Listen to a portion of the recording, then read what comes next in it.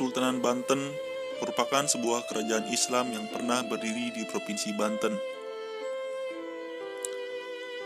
Berawal sekitar tahun 1526 ketika Kerajaan Demak memperluas pengaruhnya ke kawasan pesisir barat Pulau Jawa dengan menaklukkan beberapa kawasan pelabuhan, kemudian menjadikannya sebagai pangkalan militer serta kawasan perdagangan.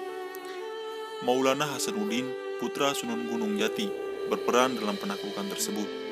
Setelah penaklukan tersebut, Maulana Hasanuddin mendirikan benteng pertahanan yang dinamakan Surosoan, yang kemudian hari menjadi pusat pemerintahan setelah Banten menjadi kesultanan yang berdiri sendiri.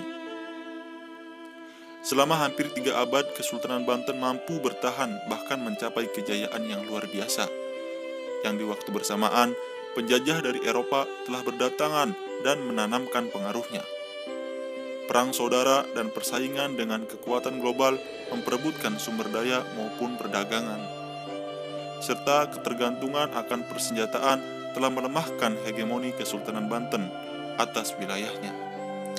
Kekuatan politik Kesultanan Banten akhirnya runtuh pada tahun 1813 setelah sebelumnya Istana Surosoan sebagai simbol kekuasaan di kota Intan dihancurkan.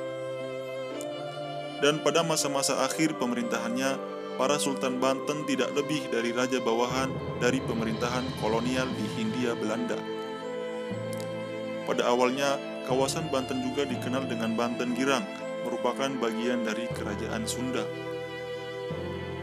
Kedatangan pasukan Kerajaan Demak di bawah pimpinan Maulana Hasanuddin ke kawasan tersebut selain untuk perluasan wilayah, juga sekaligus penyebaran dakwah Islam. Kemudian dipicu oleh adanya kerjasama Sunda-Portugal dalam bidang ekonomi dan politik. Hal ini dianggap dapat membahayakan kedudukan Kerajaan Demak selepas kekalahan mereka mengusir Portugal dari Malaka tahun 1513. Atas perintah Trenggana bersama dengan Fathahillah melakukan penyerangan dan penaklukan Pelabuhan Kelapa sekitar tahun 1527, yang waktu itu masih merupakan pelabuhan utama dari Kerajaan Sunda. Selain mulai membangun benteng pertahanan di Banten, Maulana Hasanuddin juga melanjutkan perluasan kekuasaan ke daerah penghasil lada di Lampung. Ia berperan dalam penyebaran Islam di kawasan tersebut. Selain itu, ia juga telah melakukan kontak dagang dengan Raja Malangkabu, Sultan Munawarsyah, dan dianugerahi keris oleh raja tersebut. Seiring dengan kemunduran Demak, terutama setelah meninggalnya Trenggana, Banten yang sebelumnya fazal dari Kerajaan Demak mulai melepaskan diri dan menjadi kerajaan yang mandiri.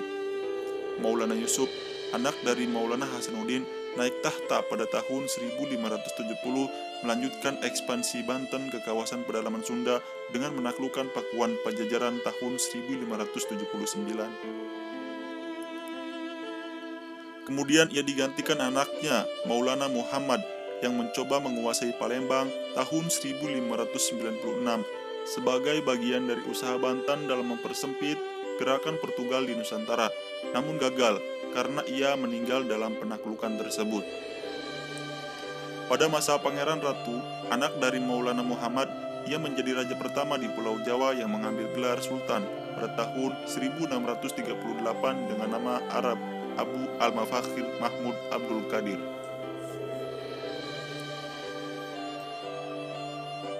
Pada masa itu, Sultan Banten telah mulai secara intensif melakukan hubungan diplomasi dengan kekuatan lain yang ada pada waktu itu. Salah satunya diketahui surat Sultan Banten kepada Raja Inggris James I tahun 1605 dan tahun 1629. Kesultanan Banten merupakan kerajaan maritim dan mengandalkan perdagangan dalam menopang perekonomiannya. Monopoli atas perdagangan lada di Lampung menempatkan penguasa Banten sekaligus sebagai pedagang perantara, dan Kesultanan Banten berkembang pesat menjadi salah satu pusat niaga yang penting pada masa itu. Perdagangan laut berkembang ke seluruh Nusantara. Banten menjadi kawasan multi etnis dibantu orang Inggris, Denmark, dan Tionghoa. Banten berdagang dengan Persia, India, Siam, Vietnam, Filipina, Cina, dan Jepang.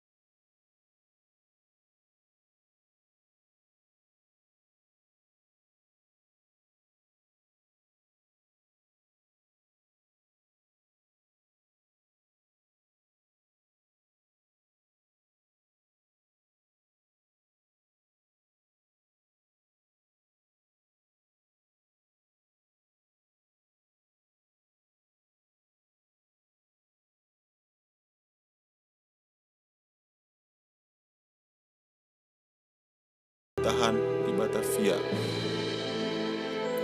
Sementara VOC terus mengejar dan mematahkan perlawanan pengikut Sultan Ageng yang masih berada dalam pimpinan Pangeran Purbaya dan Syekh Yusuf.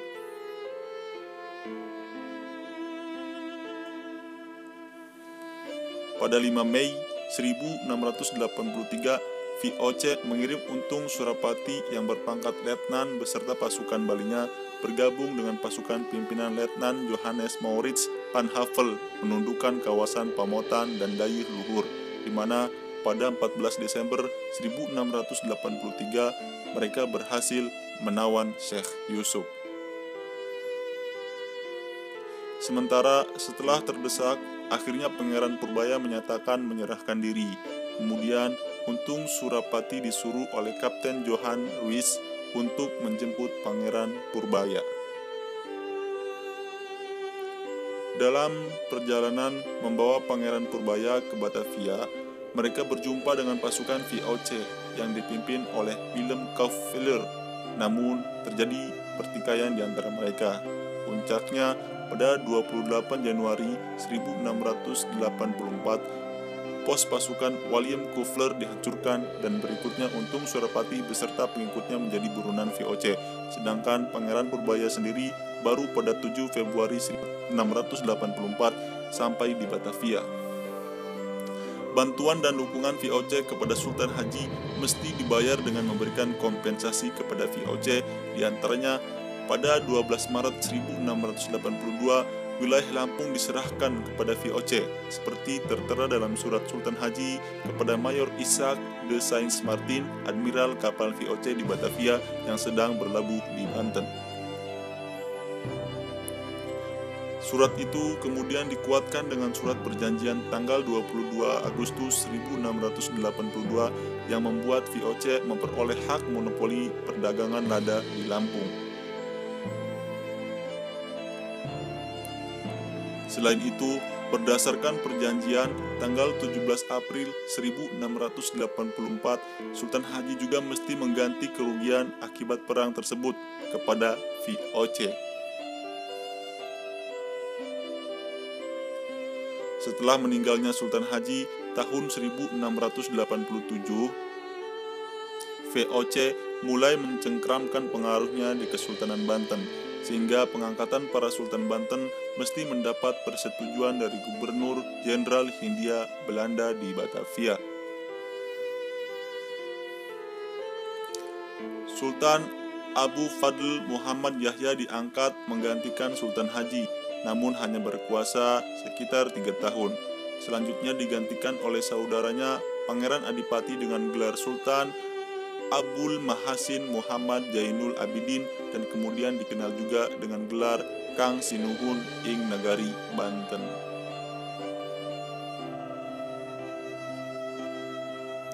Perang saudara yang berlangsung di Banten meninggalkan ketidakstabilan pemerintahan masa berikutnya.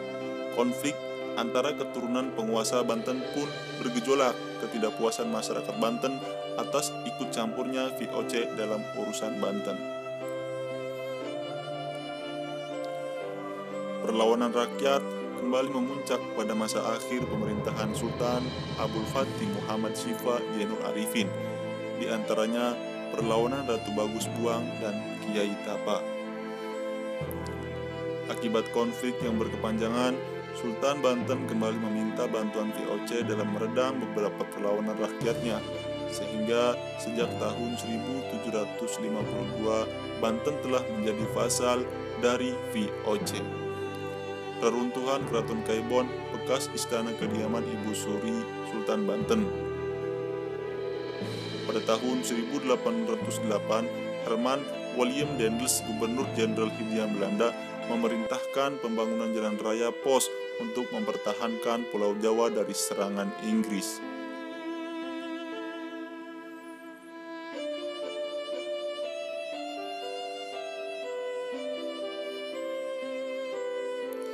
Daendels memerintahkan Sultan Banten untuk memindahkan ibu kotanya ke Anyer dan menyediakan tenaga kerja untuk membangun pelabuhan yang direncanakan akan dibangun di ujung kulon.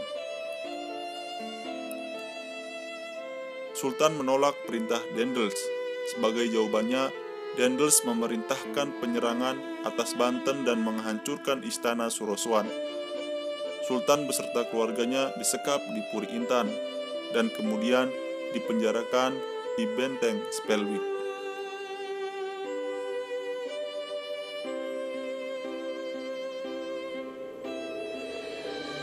Sultan Abul Nasar Muhammad Ishaq Zainul Mutakin kemudian diasingkan dan dibuang ke Batavia. Pada 22 November 1808, Dendels mengumumkan dari markasnya di Serang bahwa wilayah Kesultanan Banten telah diserap ke dalam wilayah Hindia Belanda. Kesultanan Banten resmi dihapuskan tahun 1813 oleh pemerintahan kolonial Inggris. Pada tahun itu, Sultan Muhammad bin Muhammad Muhyiddin Jainus Salihin dilucuti dan dipaksa turun tahta oleh Thomas Stamford Raffles. Peristiwa ini merupakan pukulan pemungkas yang mengakhiri riwayat Kesultanan Banten.